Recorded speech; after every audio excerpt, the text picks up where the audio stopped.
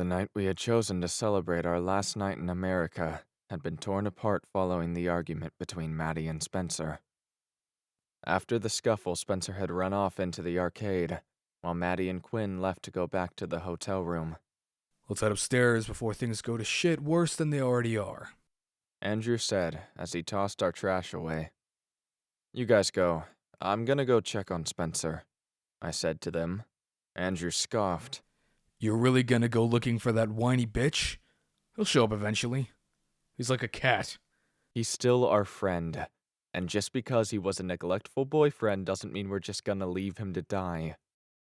I'm gonna go talk to him and make sure he's okay. And why do you have such a problem with Spencer when Maddie did something even worse? Because, unlike Spencer, she's not the universe's biggest mistake. You know what, Andrew? You're the most biased son of a bitch I have ever met, I said, crossing my arms. Andrew sneered at me before taking Addison's hand, walking past me. I swear, Anakin, you're too fucking soft. You think you can do better than me? You want to lead this group? I asked him, balling my fist in frustration. Maybe, maybe not. But if I was the leader, he would have been gone a long time ago. Andrew stomped down the hallway, heading into the elevator. Addison and the kids followed him, leaving me with Octavia and Kaylee. I sighed in annoyance, leading the three of us into the large room set up for the arcade. Machines lined the walls, lights flashing and screens flickering. The arcade was top-notch, containing games from simple motorcycle races to VR rigs in the corners. The three of us looked around for Spencer, until she spotted him, sitting on an arcade machine in the corner, pulling the red joystick attached left and right. I approached him first, the other two right behind me. Spencer was slumped over in a chair, stuffing tokens into the machine to get a new life every few minutes or so. He had his hood up, but I could tell he was upset. Hey, Spencer. He turned around, looking at me through his puffy red eyes. Yeah? What's up? Are you okay? The boy shot me a glare. Do I look okay? Do I sound okay? What do you think, dumbass? Cool it. Octavia said, shooting him a glare back. Sorry, it's just... God, I'm such an idiot. Fuck. He said, trying to hold back any more tears. He slammed his fist on the buttons, causing the white-haired avatar on the screen to slash his flaming sword. Spencer, I'm so sorry. It's not your fault. It's mine for not realizing too fucking late. Spencer, it's not your fault. It was just a mistake. A mistake? A mistake is forgetting the date on your math test. A mistake is putting pepper flakes on your food instead of salt. I didn't make a mistake. I fucked up, He said as he stepped away from the machine. He reached into his pocket and pulled out his Game Buddy, staring at it with angry tears. This stupid piece of plastic.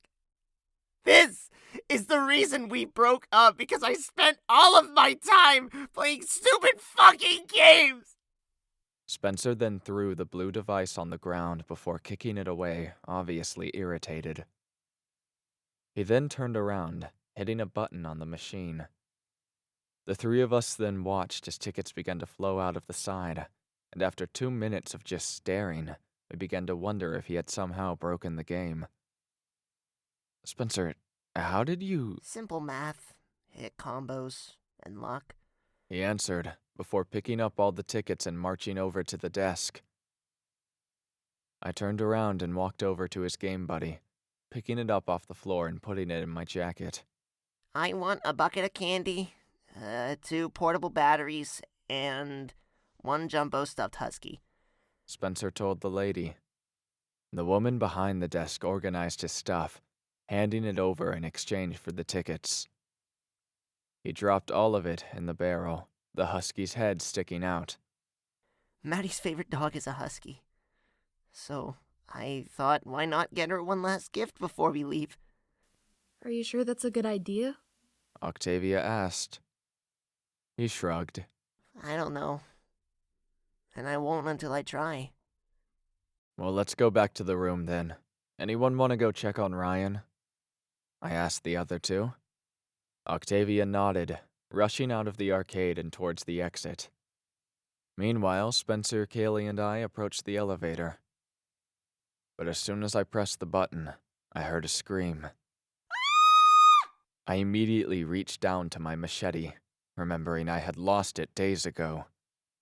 Spencer dropped his bucket and reached into his hoodie, pulling out a knife while the two of us followed behind him.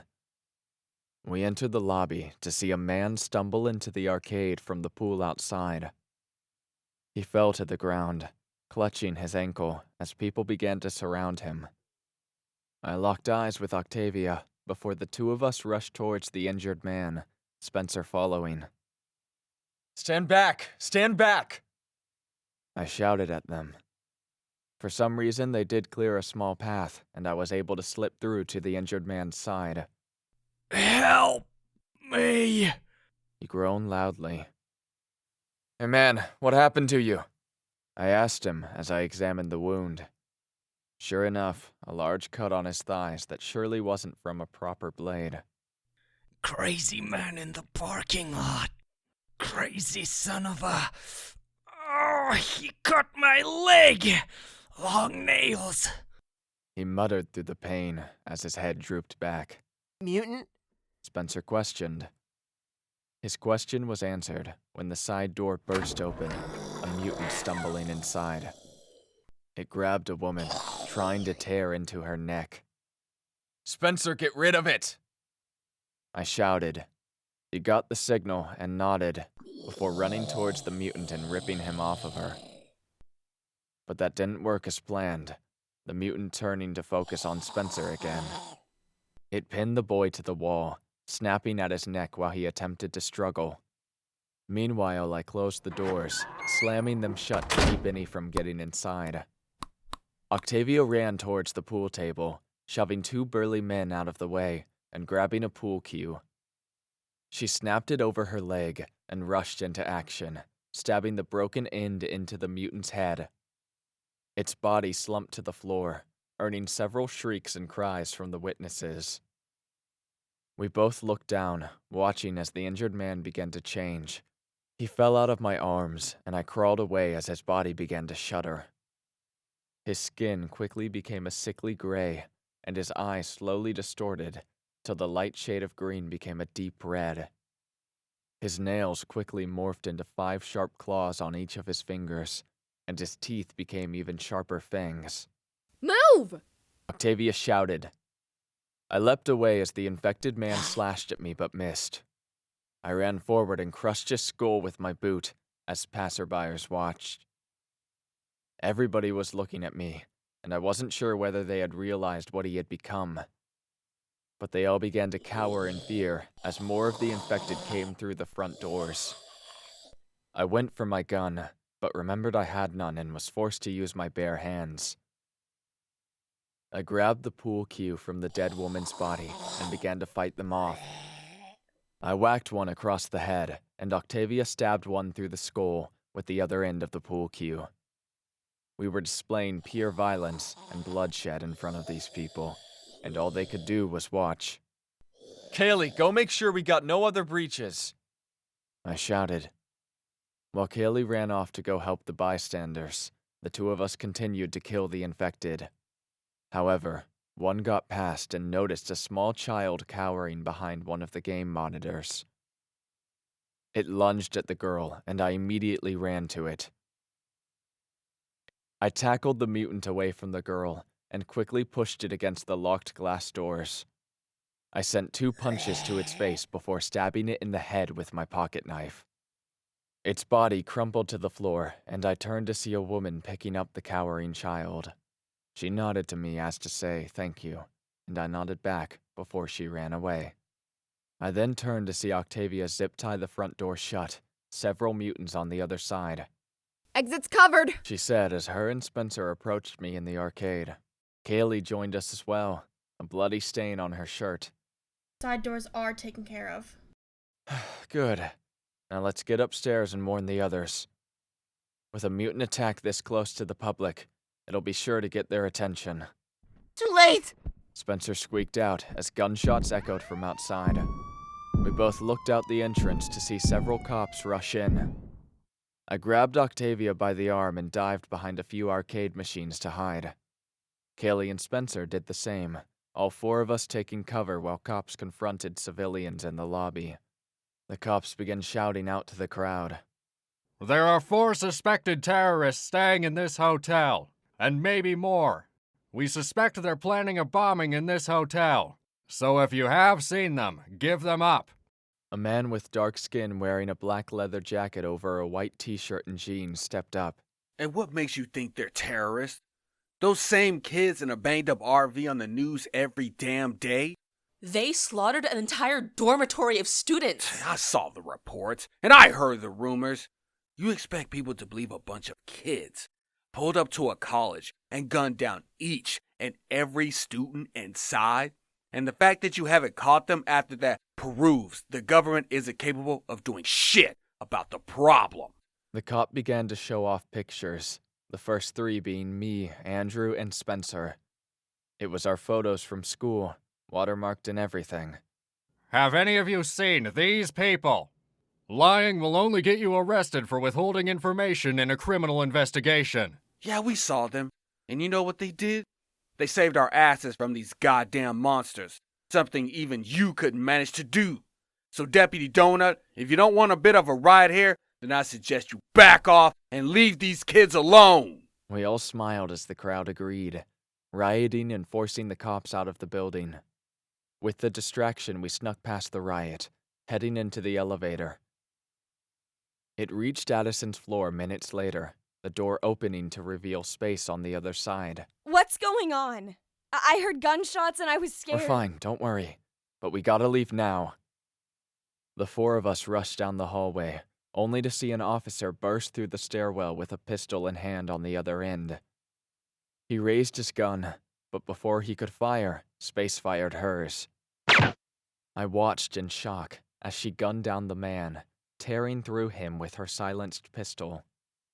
His body dropped to the ground like a rag doll, his gun clattering to the floor.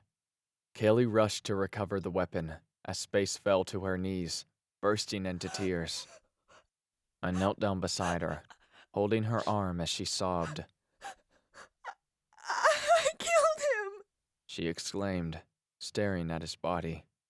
She was shaking, unable to say more than a few words through her sobs. It felt weird to see her like this. Hey, it's fine. Shh, it's okay, Space. I whispered to her, holding her close to me. If only I had been quicker, she wouldn't have had to do that. I wanted to comfort her longer, but we didn't have the time. We needed to leave, now. On this journey, we had seen the world begin to crumble. But tonight was the night that it began. The Purge. When the people would rebel against the government for their incompetence, and society would truly begin to die. I stared out the window at the end of the hallway, eyeing the chaos down below. The death, the destruction, the end. The shouting was replaced with screaming. The shoving was replaced with brawls. The air was full of smoke, and flames erupted in the streets as the military marched down the road. This was the true definition of chaos. Helicopters spiraling out of the sky. Mutants tearing through the flesh of innocent civilians. Shootings in the street, both from the army and the police. We couldn't stay any longer, lest we be caught up in this chaos. We had to leave fast, before it got worse. Octavia and I ran down the hall, passing by several others who were bolting towards the elevator. We turned our heads, Maddie and Spencer doing the same as they stopped behind us. Several mutants emerged from the elevator, another man falling forward as one of the mutants tore off a piece of his neck. They pounced on the other people, tearing them to shreds. People were retreating through the halls of the hotel, dragging their suitcases and briefcases behind them as they fled for their lives. One of them rushed to the elevator, pounding on the buttons which flickered to life before shutting back off. Another group rushed down the stairwell, which was filled with the sounds of gunfire just moments after. We need to leave now. The four of us bolted towards the hotel room, Octavia swinging the door open for all of us to run in. She slammed it shut afterwards, locking the door before turning to the others who were looking at us with confusion. We need to leave right this moment. Pack your bags. Seriously? We are in the middle of an episode. Gwyn said as he tossed a piece of popcorn in his mouth. The ground shook, and we all turned towards the glass doors that lead to the balcony. A police helicopter was floating in the sky, shining its lights down on a nearby park a few blocks away. A swarm of mutants was emerging from the front entrance, and a small military blockade was attempting to hold it off. They were being overrun, and within seconds the mutants tore their defenses down. I watched in horror as a soldier was forced to the ground, firing his gun up into the air as the mutant tackled it out of his hands, and sunk his teeth into his neck, one of the few weak spots exposed by the plain green military uniform. The man next to him rushed to his side, but was thrown out of the way by another mutant who slashed his back open with a single hit. Not even the military could beat them. This threat was huge, bigger than anything we had ever seen before. Before, we knew they were strong. The government was never really good at handling situations like this. But seeing them take on the military one-on-one and decimate them, it was chilling. There are riots in the street, and soon enough the police will storm this place. They know we're here, and we can't survive another encounter with them. I told them all. So grab your stuff and let's go. Everyone began rushing to pack, and I quickly grabbed my backpack lying against the wall nearby. I picked it up, and picked up my Colt Python out of the side pocket, holstering it on my belt, and covering it with my brown jacket that I slipped on afterwards. Andrew and Addison stood up, rushing into the bedroom. A few minutes later, Addison walked out, a pink backpack on her back. It wasn't very big, but it seemed big enough to hold some clothes and necessities. The others all grabbed their bags, hurrying towards the door. But before we left, Quinn chimed in. Wait a moment. We cannot all go at once. If they see us, they will either catch us or kill us. I suggest we split up. Split up? That never works in cartoons! Spencer exclaimed in a cowardly tone. Relax, dumbass. We're not trying to catch a ghost. What he's saying is that a huge crowd of people with backpacks and machine guns are gonna stick out like a sore thumb. If we split up, we'll be less noticeable. Alright, Octavia, Kaylee, and Maddie, you're with me. Andrew, you're in charge of the others. You guys take the left stairwell and take out anyone in your path. We'll meet up on the ground floor, and whoever gets there first, send someone to the RV running. I explained to them as we walked out into the hallway. Andrew nodded to me, and I gave him a nod back as we rushed into the hallway, splitting up. Andrew, Quinn, Spencer, Addison, and Space ran one way, while Octavia, Kaylee, Maddie, and I ran the other way. But before we made the split, Space grabbed my hand. Be safe. She whispered to me, before planting a kiss on my cheek. I cracked a smile, and gave her a kiss back before joining the others, pulling a black and red knife from the side pocket in my bag. Alright guys, no heavy weapons, knives and handguns. We don't have enough room for anything too big. I told them as I kicked down the door to the stairwell. Octavia frowned, keeping her katana in her sheath, as she pulled out 2 identical butterfly knives from her pockets and switched them open. Maddie pulled out her handgun, loading a clip while Kaylee readied her tomahawks. 2 to your left! Octavia shouted as she pointed downwards. 2 mutants stumbled up the stairs, noticing us as they turned the corner. I rushed forward and stabbed one in the head, sinking my blade into its eye socket. The other one screeched and went for me, trying to target my hand holding the knife while it was stuck inside its former companion's head. However, Maddie came to the rescue and threw its brains out onto the wall with a single gunshot. Nice save. I told her as I tore the knife from the enemy mutant's head. The four of us moved down each floor, finding each set of stairs considerably clear of danger till we reached the 8th. The building shook once again, and I heard commotion from down below amongst the screams. I reached down, picking my Colt Python out of my holster with my free hand, while still holding onto the knife. I then turned a corner, watching as a mutant shoved a cop against a wall, moving its fangs towards his neck. He used all his strength to hold it off, just barely keeping it away. This was a hard choice to make. We had to get past, so it wasn't like we couldn't just walk past it. Had this been a normal zombie, it would have been smart enough to change targets mid-victim.